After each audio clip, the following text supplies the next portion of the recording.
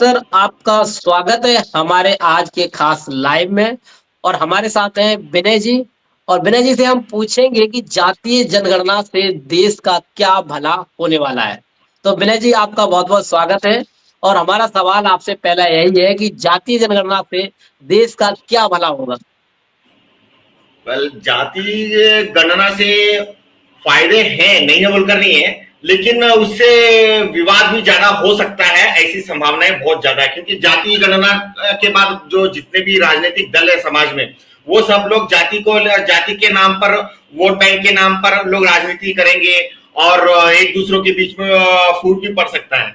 और फायदा ये है कि जो मेन कैटेगरी की जो जातियां जिसके ऊपर आरक्षण बने हुए हैं, जब उनके अंदर जो छोटी छोटी और जो जातियां हैं, तो उनका भी जब विभाजन होगा तो उसके आधार पर आरक्षण जो है और बढ़ जाएंगे।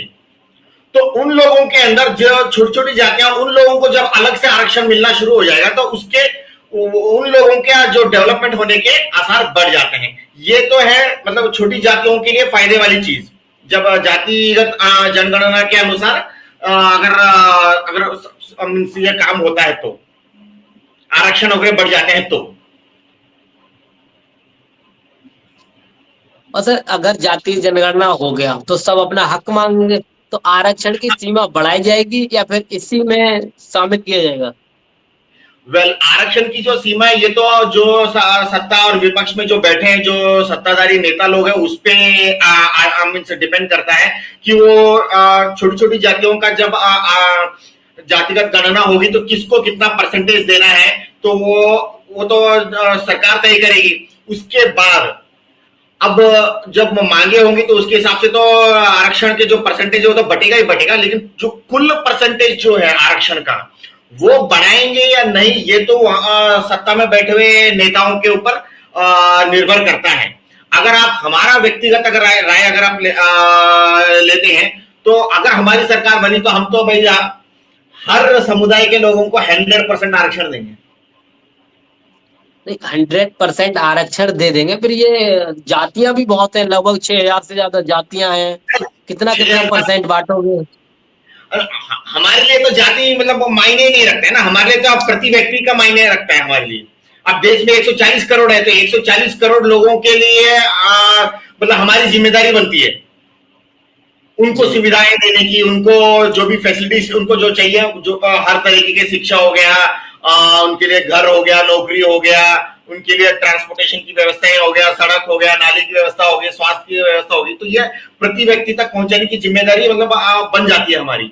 अब सरकार की भी जिम्मेदारी है, लेकिन वो लोग परसेंटेज में बांट दिया, 5%, 10%, 20%, 30%, इस तरीके से टोटल लगभग 50% के आसपास उन्होंने आरक्षण का सिस्टम बना के रखा हुआ है। लेकिन हम प्रति व्यक्ति 100% रिजर्वेशन की बात कर रहे हैं।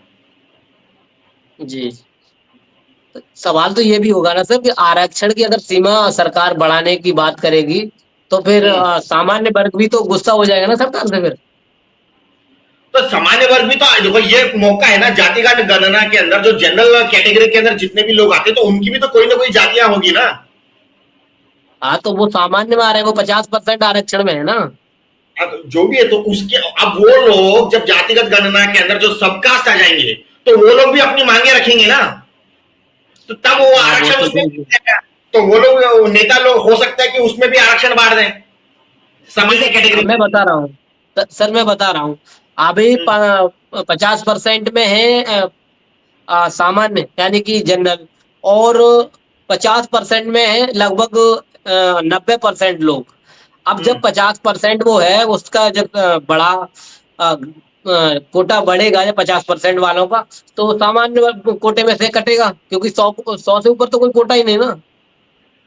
हो सकता है और नहीं भी हो सकता, क्योंकि जो जब जातिगत गणना होगी तो उसमें किस जाति और किस समुदाय के अंदर, मतलब जो मैं जाति का मतलब ये बता रहा हूँ, जो छोटी से छोटी जाति है उसके हिसाब से बता रहा हूँ, क्योंकि मेन कास्ट का तो कैलकुलेशन होगा ही नहीं ना।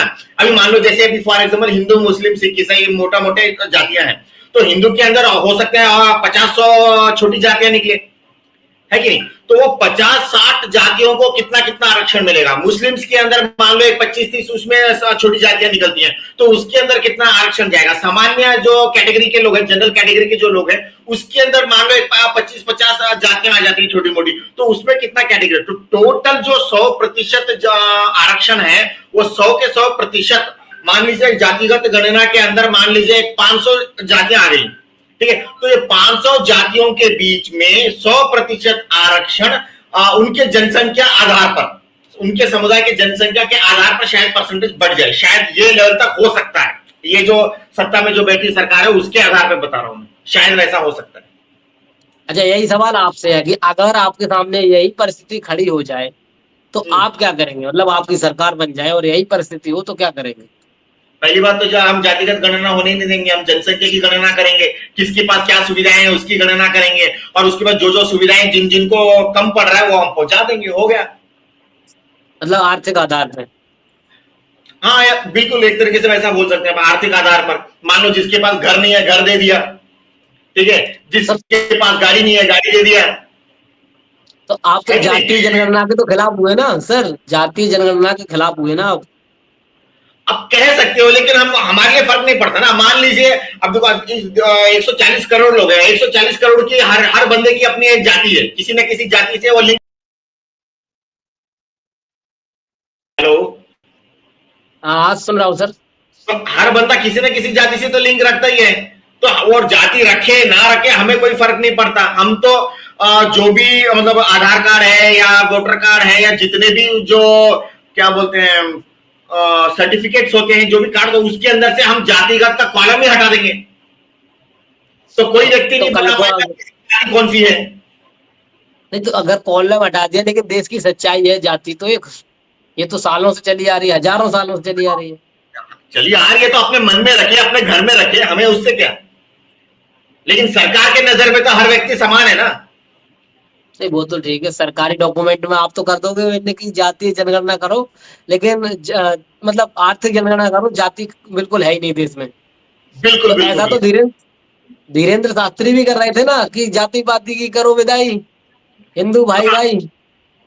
अब देखो वो तो डबल स्टैंडर्ड है, कभी बोलते हैं हिंदू मुस्लिम भाई भाई बोलते हैं और फिर हिंदू एक हो जाओ, ये डायलॉग ये थोड़ी ना होता है यार, ये तो डबल स्टैंडर्ड हो गया ना। नहीं वो तो ठीक है सर, लेकिन जो बात है कि अगर वक्त बदलता है तो आदमी बदल जाता है। कल को आप भी कहोगे कि इनकी जाति जनगणना क्यों जरूरी है, तो उसका फायदा भी बताओगे। अब ऐसे आप ले लो, उत्तर प्रदेश में योगी आदित्यनाथ जी हैं, वो कह रहे हैं कि जातीय जनगणना होने ही नहीं देंगे क्योंकि ये समाज में भेद पैदा करेगा। लेकिन जैसे ही योग क्या बोलते हैं, प्रधानमंत्री जी का फैसला आया कि जातीय जनगणना करवाएंगे, तो योगी आदित्यनाथ जी मंच पर पहुंचे और बोले कि ये ऐतिहासिक फैसला है। मतलब ये क्या है ये, मतलब अब पता है क्या, अब देखो एक कहावत है ना, बॉस इज ऑलवेज राइट। जो बॉस होता है वो हमेशा राइट होता है, तो बॉस जो फैसला लेगा तो वो उस हिसाब से ही, उनके पूरी टीम उस हिसाब से ही बात कहेगी ना। हाँ वो तो ठीक है, लेकिन अब तो हाँ एक और सोशल मीडिया पर वीडियो तेजी से वायरल हो रहा है, जो है नितिन गडकरी जी का। वो कह रहे हैं जो पूछेगा जात उसमें पड़ेगी लात। बिल्कुल बिल्कुल, लेकिन वो भी शायद पलट गए, शायद वो पलट गए हैं क्या अपने स्टेटमेंट से, कि अभी नहीं पलट रहे हैं? नहीं, अब उनका स्टेटमेंट ही नहीं आ रहा है आगे को। ऊपर से डंडा आ गया शायद। मोदी जी का और अमित शाह जी का शायद डंडा आ गया होगा। वही है, तो वही तो मतलब राजनेता इतनी तेजी से बदलते हैं, इतनी तेजी से तो क्या बोलते हैं, क्रिकेट भी रंग नहीं बदलता है। अब देखो पता क्या, राजनीति ना एक बड़े लेवल के मतलब विचारधारा के साथ वो लोग काम करते हैं, तो अब उनको पता नहीं क्या सोच के उन्होंने वो फैसला लिया है, ये तो अब वो लोग ही जाने, अमित शाह ही जाने और मोदी जी जाने। क्योंकि जो लोग जातिगत गणना के खिलाफ थे वो लोग अचानक उन्होंने ये फैसला लिया है, तो कुछ ना कुछ सोचा ही होगा। खैर वो एक अलग बात है कि उन्होंने क्या सोच के उन्होंने वो फैसला लिया, तो वही जाने।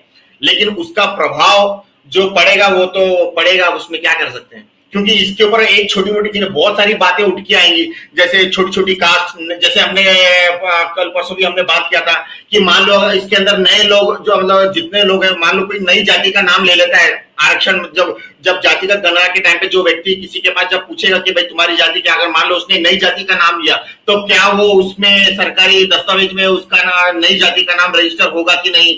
और जो लोग जाति को नहीं मानते हैं, जो नास्तिक लेवल की कैटेगरी में आ जाते हैं, नो कास्ट सिस्टम में आ जाते हैं, तो वो लोगों का नाम किस कैटेगरी में डाला जाएगा और उनको आरक्षण किस कैटेगरी में डाला जाएगा। मतलब ऐसे काफी सारे सवाल मतलब समाज में आ जाते हैं। तो ऐसे टाइम पे सरकार ऐसे चीजों के मामले में सरकार कैसे कैसे कदम उठाएगी, तो ये तो आने वाला वक्त ही बताएगा।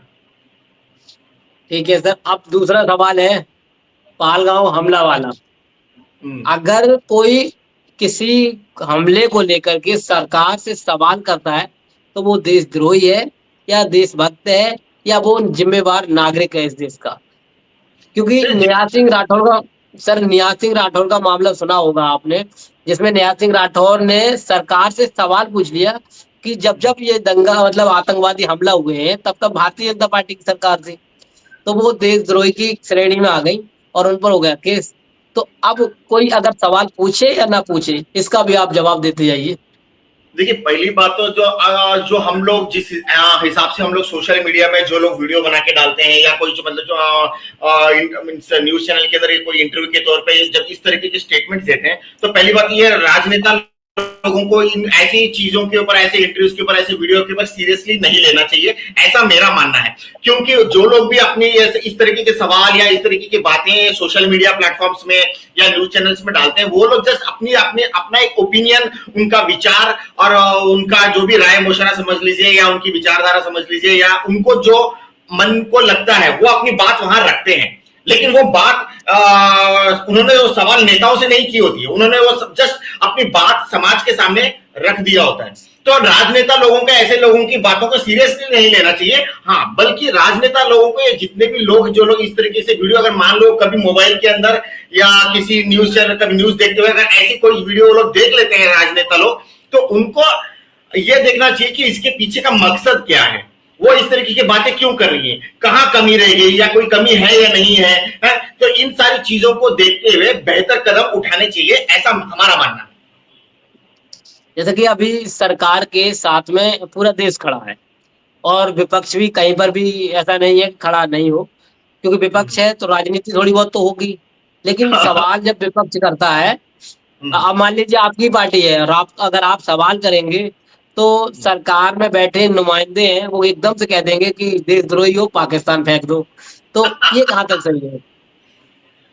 यही तो बात है ना। तो ये एक तो फ्रीडम ऑफ स्पीच का इंडेक्स का मामला आ जाता है, ठीक है ना। तो ये तो मतलब ये इससे पता है देश की प्रतिष्ठा पे भी फर्क पड़ जाता है, तो ऐसा उनको नहीं बोलना चाहिए। और दूसरी बात, जैसी बोलते हैं ना, वो एक कहावत है जी, मैं जैसा देश वैसा देश, एक कहावत है ना, जैसा देश वैसा देश। तो जब आपको पता है कि सत्ता में बैठे हुए लोग या नेता लोग इस तरह की हरकतें करते हैं, अगर कोई सवाल पूछने पर या अपनी बात रखने पर अगर हो सकता है कि वो लोग सरकार के लोग या सत्ता में बैठे हुए लोग उल्टा सीधा कदम उठा सकते हैं, तो ऐसे में हम लोगों को सतर्क हो जाना चाहिए और अपनी बात को बहुत ही चालाकी पूर्वक जनता के सामने रखना चाहिए। अच्छा ठीक है सर, अभी आपने भी एक पिछले इंटरव्यू में कहा था कि पाकिस्तान के पानी को रोकने से कुछ नहीं होगा क्योंकि उसपे कई भारत के लोग भी निर्भर हैं। लेकिन यही बात राकेश टिकैत के भाई ने बोल दी थी कि पाकिस्तान का पानी रोकने से अच्छा है कि आतंकवादियों को घर में घुस के मार के आओ। तो राकेश टिकैत पर हिंदूवादी संगठनों ने हमला कर दिया। शायद आपने वो न्यूज भी देखी होगी। तो पूरा नहीं देखा, मैंने हाइलाइट्स देखा था, मैंने कहीं पर सोशल मीडिया पर हाइलाइट्स देखा था। अभी जो मैंने परसों जो बात कही थी कि पानी रोकने से मतलब जो बात है, बात तो सही है, लेकिन वो पूरी तरह से मैं उसमें उस स्टेटमेंट में थोड़ा मैं एक चीज ऐड करना चाहता हूँ। पानी रोकने से क्या है, वो डिप्लोमेटिक प्रेशर डाले जैसा होता है। हमारा उद्देश्य है कि पानी रोकने से आप देखो वहां के लोगों को भी समस्या है। हमारा इंटेंशन ये था कि मतलब जो मेन जो असली मुद्दा है, असली मुद्दा क्या है, आतंकवाद। लोग पता नहीं कहां से आ जाते हैं और इस तरीके से घटना हो जाता है और ये लोग देखते बैठ जाते हैं, और ये एक बार नहीं पता नहीं कितने बार ऐसा होते आ रहा है। तो इसका एक स्थायी तौर पे इसका इलाज ढूंढना पड़ेगा, ऐसी घटनाएं ना हो, इस पे ठोस कदम उठाने होंगे। मेरा कहना ये है, ये क्या बात ट्विटर बंद कर दिया, ये बंद कर दिया, इससे तो आप देश की प्रतिष्ठा पे मतलब सम्मान के ऊपर प्रश्न चिन्ह लगा रहे हैं ना। अब ग्लोबल इंडेक्स देख लो कहां से कहां पहुंच गया फ्रीडम ऑफ स्पीच के मामले में। है कि नहीं? वो तो आप और ऊपर से वो तो आपको पता ही है ना। ऐसे ऐसे इस तरीके के कदम उठाने से पड़ोसी मुल्क के अंदर लोगों के अंदर क्या भावना आएगी हमारे देश के प्रति, वहां पर गुस्सा और बढ़ेगा ना हमारे देश के प्रति। नहीं तो हमें क्या फर्क पड़ता, बढ़ने दो, वो क्या उनका बात कर, मैटर है। नहीं उनका मैटर सही है, लेकिन अब फर्क तो क्यों नहीं पड़ेगा? क्योंकि देखो भाई, कोई कोई घूमने आएगा, कोई फिरने आएगा, कोई पता नहीं क्या क्या गतिविधियां होंगी, हैं, बहुत सारी चीजें फर्क पड़ता है यार। हो सकता है कल को वो लोग अपना बदला लेने के लिए पता नहीं क्या क्या एक्शन ले ले, है कि? इससे अच्छा है हम दूसरों के ऊपर उंगली उठाने से अच्छा है हम अपने आप को मजबूत करें ना। और सवाल तो ये भी है ना, अभी शंकराचार्य ने का सवाल उठाया कि ठीक है, आप पानी रोकना चाहते रोक दीजिए, किसी का क्या फर्क पड़ रहा है, लेकिन पानी रोकोगे कहाँ, मतलब पानी को कहाँ स्टोर करोगे, कोई व्यवस्था है, कौन सी नदी में ले जाओगे? तो शंकराचार्य भी बता दिए कि ये मुल्ला है और ये देशद्रोही है, आतंकवादी है, मतलब। हाँ, देखो अब पता ही, वही तो मैं बता रहा हूँ ना, जो सामान्य तौर पे जो मतलब लोगों का जो अंदर जो गुस्सा होता है ना, गुस्से के बेस पे वो लोग अपनी बात इस तरह से कह देते हैं, तो ऐसी बातों को सीरियसली नहीं लेना चाहिए। बात आती है अब पानी की बात। देखो अब वैसे भी वहां पर जो है करीबन मेरे ख्याल से 4-5 नदियों का पानी, मेरे ख्याल से 4-5 बड़े बड़े नदियों का पानी पाकिस्तान की तरफ जाता है, बराबर। अब राजस्थान में पानी की कमी तो थोड़ी बहुत है ही है कि नहीं? क्योंकि वहां पूरा थोड़ी बहुत नहीं, रेगिस्तान, बहुत ज्यादा है। जो भी सूखा इलाका काफी ज्यादा है वहां पर। तो अब अगर सरकार के पास नियत होती, राजनीतिक मंशा होती, तो राजस्थान में जहां पर पानी की सबसे ज्यादा कमी है, तो वो जो नदी है जो पाकिस्तान की तरफ जा रहा है, तो उस नदी का जो मोड़ जो है राजस्थान की तरफ, जहां तक पानी की कमी है वहां तक पूरा एक लंबा एक क्या बोलते हैं, तालाब नहर जैसा बनाकर वो पानी को वहां पर मोड़ा जा सकता है। तो उससे राजस्थान के अंदर खेती बाड़ी बढ़ेगी, है राजस्थान के अंदर जो पानी की कमी है वो कमी दूर हो जाएगी, लोगों को पानी पीने की जो समस्या आ रही है वो समस्या दूर हो जाएगी, वहां पर जो गर्मी है वो थोड़ा कंट्रोल हो जाएगा, वहां पर भी एक अच्छा वातावरण बन जाएगा। तो इस तरीके से मतलब जो है प्रोडक्टिव काम करना चाहिए सरकार को। नहीं तो 2019 में भी यही सवाल बोला था ना सरकार ने, जब पुलवामा का हमला, आतंकवादी हमला हुआ था जिसमें जवान शहीद हुए, तो बोला कि पानी को रोक देंगे और ये समझौता कैंसिल है, लेकिन फिर से वही वापस वही गाना गाने शुरू हो गए। तो वही इसमें तो सवाल उठता है ना। और ये वही प्रधानमंत्री नरेंद्र मोदी जी हैं जो बिना बताए पाकिस्तान में बिरयानी खाए आए थे। यही तो बात है ना, मतलब पहले बात कुछ और पहले बोलते हैं और बाद में कुछ और कर देते हैं, तो मतलब ये चीजें ना, खैर अब वो उस टाइम पे उनकी क्या मंशा थी, क्या प्लानिंग के साथ वो लोग सरकार में आए थे, वो तो वही जाने, और कैसे कैसे फैसले ले रहे हैं और किस राजनीतिक मंशा से वो लोग काम करे तो वही जाने। लेकिन हम लोगों को तो फिलहाल इस तरह से दिखता है कि वो जो वो नदी का पानी है, तो उस तरह से वो डाइवर्ट करके राजस्थान की जनता के लिए सूखापन जो है वो दूर कर सकते हैं, वहां पर खेती बाड़ी में बढ़ोतरी हो सकती है, वहां का जो वातावरण है उसमें थोड़ा बदलाव हो सकता है, तो वहां के आसपास के लोगों के अंदर मतलब काफी डेवलपमेंट उससे आ जाएगा। तो एक तो ये काम हो गया। दूसरा, जब वहां पर भी आसपास में उससे हर जगह की तरफ डेवलपमेंट होगा, जब खेती बाड़ी बढ़ेगी तो वहां पर इंपोर्ट एक्सपोर्ट बढ़ जाएगा आसपास पड़ोस के इलाके में। और अभी तो मैंने अभी रिसेंटली मैं तो हम तो इतना बोल रहे हैं, अरे भाई सीधा पाकिस्तान में घुस जाओ, पूरा पाकिस्तान को पूरा भारत से जोड़ दो। हाँ सर, एक सवाल और है कि आज ये भाई बहुत तेजी से जवाब देना है इसका। तो हम्म, ये बताइए कि जो प्रधानमंत्री नरेंद्र मोदी जी हैं, वो हम्म। इंदिरा गांधी से मजबूत प्रधानमंत्री हैं या कमजोर हैं? वेल देखा जाए तो मजबूत आप कह सकते हैं, और बेहतर भी कह सकते हैं। इंदिरा गांधी क्योंकि जी से। हाँ बिल्कुल बिल्कुल, क्योंकि इंदिरा गांधी जी का हम मजबूत इसलिए कहते हैं क्योंकि उनके उन्होंने डेयरिंग फैसले लिए, वो अलग बात है, लेकिन वो डेयरिंग फैसले से नुकसान किसका हुआ? हम लोगों का ही हुआ ना। अभी देखो जो सिख के जो उस टाइम पे जो दंगा हुआ 1984 के टाइम पे, क्या हुआ?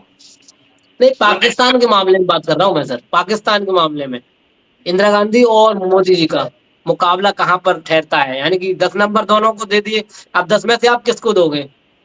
नहीं, आप देखो वो कंपेयर नहीं कर सकते, उस वक्त की परिस्थिति अलग थी, इस वक्त की परिस्थिति अलग। उन्होंने भी उस टाइम पे क्या बोलते हैं, कारगिल वार वो सब उस टाइम पे भी हुआ था, यहाँ इस टाइम पे भी पुलवामा अटैक, सर्जिकल स्ट्राइक वगैरह हुए, ठीक है ना? तो नहीं, एक बात तो माननी पड़ेगी सर, मानो चाहे मत मानो, इंदिरा गांधी में वो ताकत थी कि पाकिस्तान के 2 हिस्से कर दिए, भाषणबाजी नहीं की ना, ये बात तो लेकिन माननी पड़ेगी ना। आप एक बात बताइए, आप बोल रहे हैं पाकिस्तान के दो टुकड़े किए, मतलब बांग्लादेश और पाकिस्तान की बात कर रहे हैं, बराबर? हाँ बिल्कुल। आप एक बात बताइए, आप उसको ताकतवर फैसला बोलते हैं या एक मजबूत प्रधानमंत्री का नेतृत्व बोलते हैं? एक बात बताइए, जब आपने पाकिस्तान के साथ युद्ध किया तो बांग्लादेश बनाने की बजाय उसको आप भारत में ही रखते हैं ना, आपके हाथ में वो पावर सर थी। सर उसके आपने पीछे उसको, रीजन है ना, आप सीधा भारत पहले से ही क्या, जोड़ के रखते हो पहले उसको। सर पहले से ही यहाँ पर इतने भरे पड़े हैं, इन्हें झेलना कर रहा है, और दूसरा उन्हें और लेकर के अपने पास रख लेते तो प्रॉब्लम तो और बड़ी हो जाती ना। ना आप क्या झेलने की बात कर रहे हैं? ऑलरेडी आपने पाकिस्तान को हरा दिया था। आप चाहते तो पाकिस्तान को उस वक्त भी, पाकिस्तान को भी साथ में जोड़ लेते और बांग्लादेश को भी साथ में जोड़ लेते। जब एक बार आपने बोलते ना वो ओखली में सर दिया तो फिर पीछे क्या हटना बोलकर सीधा सब कुछ परफेक्ट प्लान के साथ तभी कर लेते, क्योंकि आपने वैसे तो अटैक कर ही दिया था, नुकसान तो वैसे भी हो रहा था हर तरीके से, हमारे वेपन्स का, आर्थिक फाइनेंशियल इश्यूज का, काफी सारी समस्या तो हो ही रहे थे। तो ऐसे भी वैसे, और वैसे भी आप वार तो जीत ही गए थे, तो आप पाकिस्तान को भी जोड़ लेते, बांग्लादेश को भी साथ में रख लेते। वो तो तो आज ठीक है, आपको लेकिन ये जनसंख्या की समस्या नहीं होती है। आज देखिए बांग्लादेश के अंदर मुस्लिम्स का जो जनसंख्या ज्यादा है, तो उन्होंने हिंदुओं को प्रेशर डालकर हिंदुओं का धर्मांतरण करा दिया। धर्मांतरण। और उसके अलावा वहां पर जनसंख्या लोगों ने आड़ा टेढ़ा बढ़ा दिया। ठीक है, अब उसका असर किस पे पड़ रहा है? अगेन भारत के ऊपर ही पड़ रहा है ना, वहां से पलायन करके सब लोग भारत में आ रहे हैं। तो अगर इंदिरा गांधी जी ने उस वक्त बांग्लादेश को हमारे देश के साथ ही रखा होता तो जनसंख्या इतनी नहीं बढ़ती, और वहां पर और उस टाइम पे जो हिंदू लोग थे उनका धर्मांतरण भी नहीं होता। हाँ, और इतने सारे अत्याचार नहीं होते हैं, और जो इंपोर्ट एक्सपोर्ट पे इतने जो पंगे हो रहे हैं, और जो आज हम वहां की सुरक्षा को लेकर, वहां के बॉर्डर के अंदर सीमाओं को लेकर, और वहां का क्षेत्रफल, और वो हमारे पास कब्जा कर लिया उन्होंने, इधर आ गए, वो उधर चले गए, ये सारी समस्या ही नहीं होती। तो उस एंगल से देखा जाए तो मेरे को तो लगता है इंदिरा गांधी जी काफी कमजोर थे। पाकिस्तान को इसके साथ जीतने के बावजूद भी उन्होंने बांग्लादेश अलग कर दिया, भारत को साथ रख लिया तो टेंशन ही खत्म था ना। और वैसे तो देखा जाए तो मोदी जी के मामले में भी हम बोल सकते हैं, मणिपुर में इतनी बड़ी घटना हुई है, उन्होंने क्या किया? चुपचाप बैठे रहे इतने महीने। तो वो तो उनका राजनीतिक मामला है ना, जहाँ राजनीति दिखती है वहां तो वो जाएंगे ना। अरे भाई, देश पहले राजनीति बाद में। अरे भैया, आप जब मिलिट्री को पाकिस्तान के बॉर्डर के पास इतना कहते हैं, जम्मू कश्मीर में 10-12 लाख की सेना आप खड़ा कर सकते हैं, तो मणिपुर में खड़ा कर देते हैं। जैसे ही आपको इसके बारे में पता चल गया था तो वो तुरंत वहां भेज देते, वो सब क्यों नहीं किया? अब ये तो वही भारतीय जनता पार्टी का प्रवक्ता ही बताएगा, क्योंकि हम तो बता नहीं सकते ना। नहीं, खैर जो भी हो, देखो वहां पर बहुत सारी चीजें है ना, वहां पर चीन का थोड़ा इन्वॉल्वमेंट है।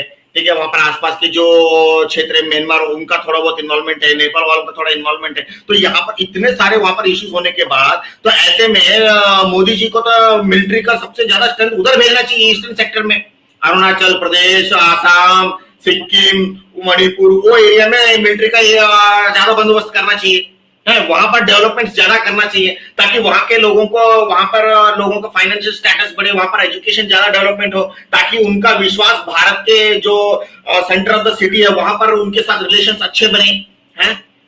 जब विश्वास बढ़ेगा तभी तो वहां के लोग हमारा साथ देंगे। अब तिब्बत देख लो, नेहरू जी के टाइम पे तिब्बत ऐसे ही चला गया। अगर उन्होंने थोड़ा बहुत अगर वो पावरफुल होते तो तिब्बत खोते ही नहीं, सीधा भारत के साथ जुड़ा रहता, आज भी वो जोड़ सकते थे। नहीं, ये तो सब ठीक है, लेकिन आज की परिस्थितियां, तब की परिस्थितियां क्या रही, तब हम नहीं थे ना। आज की परिस्थितियां हैं तो आज की परिस्थितियों पे हम सवाल उठा सकते हैं ना, लेकिन तो एक चीज तो तब भी थी ना।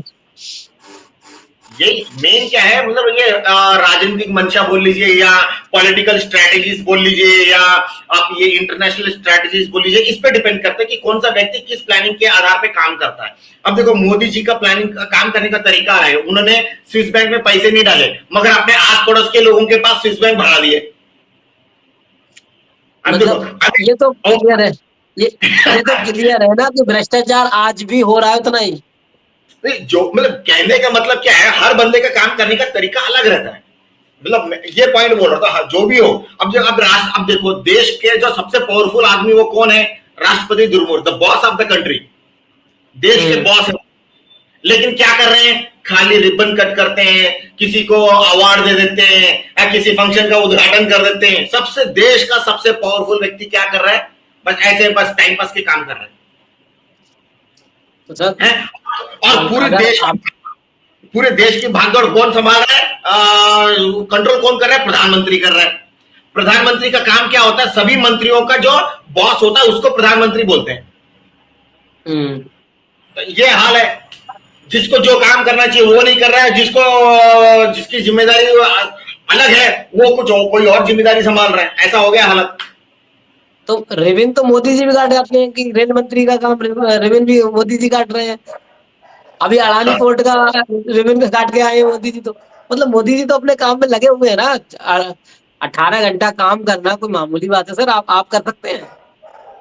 अरे काम मेरे को तो नहीं लगता 18 घंटे, 6 घंटे 7 घंटे तो सोने में लग जाएंगे यार, नींद ही आपने सुना ना पहले क्योंकि 18 घंटे काम करते हैं मोदी जी। हाँ सुना मेरे को। मैं तो खुद ताज्जुब हो जाता हूँ कि ऐसे कैसे हो सकता है। 6-7 घंटे तो इंसान को सोने के लिए चाहिए, 1-2 घंटा मिनिमम डेली, 1-2 घंटा तो उनको रिफ्रेशमेंट के लिए चाहिए, 1 2 3 4 एक्टिविटीज करने के लिए है। घर से बाहर निकलने में 10-15 मिनट लग जाते हैं यार। वो तो है सर, लेकिन आप जब लोग कह रहे हैं, मीडिया कह रही है, तो आपको तो मानना आप माने ना माने, मुझे तो मानना ही पड़ेगा कि हाँ 18 घंटा काम करते हैं मुझे। मतलब उनके स्टेटमेंट को उतना सीरियसली नहीं लेना चाहिए। बस उनका कहने का मतलब ये होता है कि मतलब वो मैक्सिमम इन्वॉल्व रहते हैं कि देश के लिए वो काम करें, ज्यादा से ज्यादा टाइम वो देने की कोशिश करते हैं। उसका मतलब ये होता है नॉर्मली। तो मतलब लोग राजनीतिक दल वाले उनको अलग अलग एंगल से उसको राजनीति करते हैं, वो एक अलग बात है। सर वो जब वो बोल ही रहे हैं 18 घंटा, अगर कोई ऐसा बोल देते कि मैं 24 घंटा ही देश के लिए समर्पित हूँ, तो आदमी सवाल नहीं उठाता ना। मतलब अब कहने का हो गया ना मुझे। अब वैसे तो अब देखा जाए तो उनकी जिंदगी पूरा देश के लिए ही एक तरह से देखा जाए, हर नेता की जिंदगी देश के लिए एक तरह से देखा जाए तो राष्ट्रपति मुर्मू जी जो है वो भी तो 24 घंटे पूरे देश के लिए काम कर रही है। हाँ, पर वो तो 18 घंटा नहीं बता सकती ना। वो 24 घंटे लागू के लिए तो, क्योंकि अगर रात में मतलब 1 बजे भी काम आ गया तो करना पड़ेगा उन्हें। देखो, हर क्षेत्र का जितने भी एमएलए होते हैं, विधायक होते हैं या सांसद होते हैं, वो अपने एरिया के लिए 24 घंटे ही काम करते हैं एक तरीके से देखा जाए तो, क्योंकि उनकी जिम्मेदारी उनके क्षेत्र के लिए बनती है ना। जी बिल्कुल सर। हाँ, तो ये चीजें अभी देखो, ये गुजरात में भी रिसेंटली में न्यूज आई कि पता नहीं कितना किलो का गौमांस पकड़ा गया गुजरात के किसी एयरपोर्ट पे, पता नहीं कहां पर। अभी ये खबर आई 40 करोड़ का। 40 करोड़ का, देख लो। अब बताओ, गुजरात में ज्यादातर लोग हिंदू हैं और ऊपर से राजस्थानी मारवाड़ी टाइप के लोग हैं, वहां पर गौमांस मिल रहा है। अब बताओ बिहार पर बीजेपी का लीडर कहां पर काम कर रहा है, वो तो गाय माता बोलते हैं, पता नहीं हिंदू वो ये मांसाहारी नहीं वो नहीं, इस तरीके का राजनीति करते हैं। और उनके एरिया में इतना खुलेआम इतना करोड़ों रुपए का गौमांस मिल रहा है, तस्करी हो रहे हैं यूपी का वो सब अगर देखा जाए तो मतलब ये क्या है कि मतलब बोल कुछ और रहे हैं, हो कुछ और रहा है। तो ये तो साफ दिख रहा है ना कि मतलब उनका काम करने का तरीका अलग है। और मतलब वो कभी भी कुछ भी पलट सकते हैं, इस तरीके से ये लोगों के सामने दिखाई देता है। तो मोदी जी ये भी कह चुके कि मुझे बहुत गुस्सा आती है उन लोगों पर जो गौ माता के नाम पर दुकान खोल करके लोगों से मारपीट करते हैं। तो ये भी तो मोदी जी ने कह दिया ना खुलकर। ये तो वो बात होगी ना, हाथी के दांत दिखाने के और खाने के और हो गए। आप बोल रहे हो, कर क्या रहे हो, आपने एक्शन क्या लिया? आप ये बताइए ना, क्या आपने कोई ऐसा कोई कानून या फैसला सुना दिया कि हाँ भाई गाय तस्करी बंद, गौमांस बंद, ऐसा कोई कानून बना के इम्प्लीमेंट किया आपने? नहीं किया। तो सर ऐसा करना चाहिए कि अगर पूरा देश गौ माता को मानता है ना, गाय को मानता है, तो गाय को राष्ट्रीय पशु घोषित कर दिया जाए, बात खत्म हो जाएगी। अरे भाई, अगर वही जो भी मतलब वही तो बात है ना कि आप जो भी आप फैसला ले रहे हैं तो उसका एक्शन दिखना चाहिए ना। आप बोल कुछ और रहे हो, देश में हो कुछ और रहा है, तो ये तो मैचिंग ही नहीं है। देश की जनता आप पे विश्वास कैसे करे भाई? किस बात वो तो कुर्सी के लिए है सर, कुर्सी के लिए करना पड़ता है ना। तो इसीलिए तो अब हम समझ गए कि आप लोग कुर्सी के लिए कर रहे हैं, इसलिए फिर राजनीतिक दल अपनी राजनीति कर रहे हैं, इसलिए तो हंगामा हो रहा है देश में। तो सर यही बात है कि अगर राजनीति चली गई यानी कि कुर्सी चली गई, जिस नेता को कुर्सी की पड़ी होगी, क्योंकि आपको पता होगा ना कि जिस दिन हमला हुआ था, इससे ज्यादा कोई सेंसिटिव मुद्दा नहीं हो सकता। जिस दिन हमला हुआ उसके दूसरे ही दिन मोदी जी रैली कर रहे हैं और नीतीश जी से हंसकर बतला रहे हैं, मतलब मजाक कर रहे हैं, अपना मौज मस्ती काट रहे हैं। लोग देख रहे हैं कि शायद मोदी जी कुछ बोल ही दें। तो ये होता है ना, राजनीतिक है। हाँ राजनीतिक है भाई, लेकिन आप ये बताओ ना, तो उसका रिजल्ट क्या है? ना आप देश की एक भी समस्या का समाधान सत्ता में बैठे हुए जितने भी नेता लोग हैं, चाहे वो विपक्ष वाले हो, चाहे सत्ता में जिसकी सरकार है मेजोरिटी, वो लोग हो, एक भी समस्या का समाधान नहीं कर पाए अब तक। चाहे कोई भी टॉपिक उठा लो आप, जातिवाद का प्रॉब्लम सॉल्व हुआ नहीं, महंगाई का सारी जो जितने भी महंगे वस्तुओं के दाम जो महंगे हो रहे हैं वो क्या सस्ता हुआ? नहीं। कर्ज कम हुआ? नहीं। काला धन क्लियर हो गया? नहीं। देश के ऊपर और राज्यों के ऊपर जितने कर्ज हैं क्या वो कम हुआ? नहीं है। सड़कों की समस्या, जो रोज जो इतनी सारी दुर्घटनाएं हो रही है, क्या उसमें कुछ कमी आई? अपराधों में कोई कमी आई? महिलाओं के ऊपर जो अत्याचार हो उस पर कोई कमी आई? मतलब कोई भी सब डॉलर वर्सेस रुपए का जो करेंसी का जो डिफरेंस है उसमें कुछ फर्क पड़ा है? मतलब कोई भी टॉपिक उठा लो, बेरोजगारी की समस्या, क्या लोगों को रोजगार मिला? मतलब कहने का मतलब कोई भी टॉपिक उठा के देख लो यार, कौन सी समस्या का समाधान इन लोगों ने किया है? चाहे बीजेपी वाले रह दो या कांग्रेस वाले रह दो या कोई दूसरी राज्य सरकारें, चाहे हर राज्य की कोई भी राज्य सरकार की सत्ताधारी पार्टी वाले क्यों ना हो, कौन सी समस्या का समाधान किया है? अब साइबर क्राइम का देख लो, अब इतने बड़े बड़े नेशनलाइज बैंक डूब रहे हैं, उनकी समस्या, किसानों की समस्या, कौन सी समस्या का समाधान किया इन्होंने? कानून के अंदर इतने डबल स्टैंडर्ड्स चल रहे हैं, किसी के साथ कानून का कुछ और तरीके से काम कर रहे हैं, किसी और के लिए कानून किसी और तरीके से काम करे। कानून व्यवस्था क्या कर लिया, उसको क्या ठीक कर लिया? भाषाओं की समस्या, जो अलग अलग राज्यों के अंदर भाषा को लेकर जो विवाद चल रहा है उसके तो क्या समाधान कर लिया उन लोगों ने? सर कानून व्यवस्था पे एक सवाल मेरा और है। कानून व्यवस्था के मामले में उत्तर प्रदेश एक नंबर पे है, यानी कि सरकार के कहने पर। लेकिन सरकार का ही डेटा कहता है कि उत्तर प्रदेश में तो पिछली सरकारों के मुकाबले दलितों पर अत्याचार लगभग 1.5 गुना बढ़ गए हैं, यानी कि पहले से 1.5 गुना बढ़ गए हैं। ये बात को आप मानते हैं, बढ़े हैं या नहीं बढ़े हैं? वेल न्यूज के हिसाब से जिस तरह से मतलब हम लोग न्यूज वगैरह देखा उस हिसाब से तो हमको भी लगता है कि यूपी बिहार में मतलब जातिवाद को लेकर काफी सारे खबरें आ रही हैं, मतलब हमने देखी हैं। तो ये काफी मतलब हमको चौंकाने वाला ऐसा लगता है, क्योंकि यूपी बिहार जो कि दिल्ली के इतने आसपास में है, इतना सारा बजट वहां पर जाता है और इतने सारे डेवलपमेंट्स वहां पर है यूपी बिहार के साइड में, दिल्ली के साइड में। ओके, और इतने सारे डेवलपमेंट्स होने के बावजूद भी इस तरीके की लोगों की सोच जो है धर्म के प्रति और या जो जातिवाद के प्रति इस तरह से जो आता है, तो काफी मतलब क्या बोलते हैं उसको, दुर्भाग्यपूर्ण है कहने का मतलब। मेरे को तो बिल्कुल मतलब अच्छा नहीं लगता जब इस तरह से ऐसी गतिविधियां होती हैं। तो इससे लगता है कि हो सकता है लोगों के अंदर शिक्षा की कमी हो और जिसकी वजह से राजनीतिक कारणों की वजह से भी शायद भड़काया जाता होगा। शायद उन लोगों के अंदर राजनीति, वोट बैंक पॉलिटिक्स के चक्कर में शायद ये राजनेता लोग ही ऐसा कुछ करते होंगे, पता नहीं क्या कारण है, लेकिन जो भी ऐसे कुछ उत्तर प्रदेश, सर उत्तर प्रदेश में पहले ही शिक्षा का हाल बुरा है और ऊपर से 6000 स्कूल बंद हो चुके हैं। ये भी आज तक कोई मुद्दा उठाने के लिए तैयार नहीं है। अब जब पढ़ेगा इंडिया, बढ़ेगा इंडिया, या फिर अनपढ़ रहेगा इंडिया, तब कुछ करेगा इंडिया। अब ये तो साउथ में भी ऐसे ही हो रहा है, ऐसी बात नहीं है। साउथ में भी कम सरकारी स्कूलों के काफी सारे बंद हुए हैं, मैंने देखा हुआ। हालत बहुत बेकार है सरकारी स्कूलों की। मतलब बहुत ही कुछ ही गिने चुने सरकारी स्कूल चल रहे हैं, वो भी पता नहीं उसमें एडमिशन पे बहुत सारे बच्चों का नाम होता है लेकिन अटेंडेंस ना बहुत ही कम होता है, ऐसा मैंने देखा हुआ है। हाँ, यहाँ पर क्या है, मेन थोड़ा बहुत शिक्षित ज्यादा होने की वजह से यहाँ पर प्राइवेट स्कूल्स की मात्रा हो सकता है शायद यूपी के कंपेयर में ज्यादा हो, वो एक अलग बात है। लेकिन मतलब ये फर्क जरूर हो सकता है, वो एक मतलब अलग मैटर है। तो शिक्षा मायने रखता है, बहुत सारी चीजें मायने रखती हैं, सिर्फ शिक्षा ही काफी नहीं होता। अगर वैसा अगर देखा जाए तो मैंने एक खबर देखी थी, पीएचडी वाला डुप्लीकेट नोट छापने के चक्कर में वो पकड़ा गया। यूपी बिहार का कोई मतलब कोई बंदा है, पीएचडी किया हुआ उसने। वो तो है सर, लेकिन जब अभी मैं सर मेरी बात सुनिए, एक बात कहता हूं मैं। पिछले 10 सालों में शिक्षा का स्तर गिरा है, चाहे कोई माने ना माने, क्योंकि जो पहले स्कूल थे वो 6000 स्कूल बंद हुए होंगे, तो कुछ ना कुछ बच्चे तो जो बाहर नहीं जा सकते, महंगी शिक्षा नहीं ले सकते, अगर जैसे भी स्कूल चल रहे थे उनमें कुछ तो सीख रहे थे ना।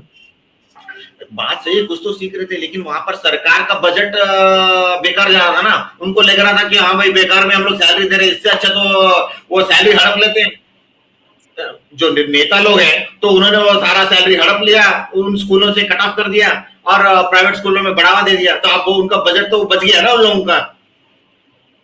वो ऐसा सोच रहे ऐसा हैं। ही ऐसा ही दिल्ली में हुआ। दिल्ली में केजरीवाल की सरकार गई, उसके बाद 25% से ज्यादा शिक्षा पर मतलब बजट बढ़ गया, मतलब महंगी हो गई शिक्षा। वो तो होना ही था। पता क्या है, देखो ये जो है शिक्षा, हर चीज की महंगाई बढ़ रही है। ये सिर्फ शिक्षा के ऊपर ये लोड नहीं है, हर वस्तु की। आप देखो करंट बिल जो है, केबी का जो इलेक्ट्रिसिटी का है, वो भी तो बिल बढ़ रहा है। अभी लोग बोल रहे थे कि हाँ भाई पेट्रोल डीजल की वजह से महंगाई हो रही है, उससे और महंगाई बढ़ेगी, तो इलेक्ट्रिक गाड़ियां खरीदो, उससे आपको सस्ता पड़ेगा। अरे भाई, इलेक्ट्रिक गाड़ियों का जो रेट है वो पेट्रोल से भी महंगा पड़ रहा है एक बार, और ऊपर से जो अब बिजली का बिल भी बढ़ाते जा रहे हैं लोग। तो मतलब बिजली का बिल बढ़ रहा है तेजी से। चाहे वो घरों का बिजली का बिल हो या कमर्शियल बिजली का बिल हो या गाड़ियों का जो है उसका व्यवस्था, बैटरी व्यवस्था, मेंटेनेंस व्यवस्था, तो हर चीज में महंगाई तो बढ़ ही रहा है, क्योंकि सरकार को पैसा चाहिए। सरकार पैसा कमाने के लिए अलग अलग हथकंडे अपना रही है।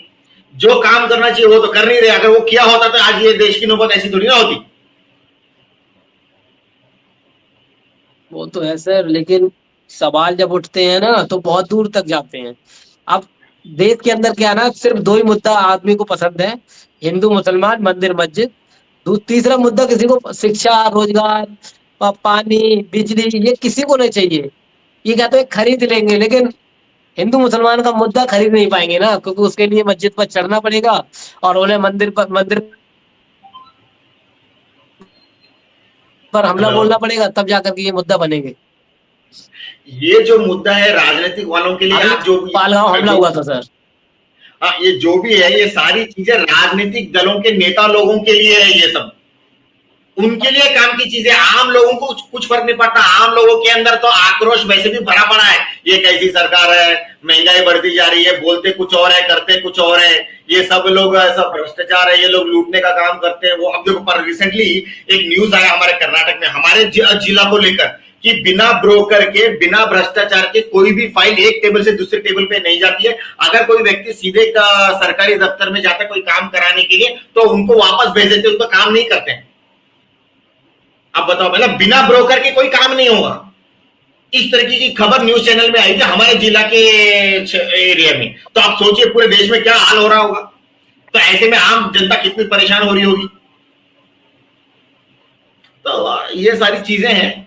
तो मतलब तो आम जनता काफी परेशान है। बस उन लोगों को क्या एक सही नेतृत्व की जरूरत है, ताकि उनकी जो आम जनता की समस्या को समझे और उसका समाधान करके दे। ठीक है सर, आपने बहुत चलिए आज का समय खत्म होता है सर। बहुत अच्छा आपने जवाब दिया, लेकिन सवाल बहुत से रह गए क्योंकि टाइम कम है। कल फिर बात करते हैं। जी जी जी। नमस्कार। नमस्कार, धन्यवाद।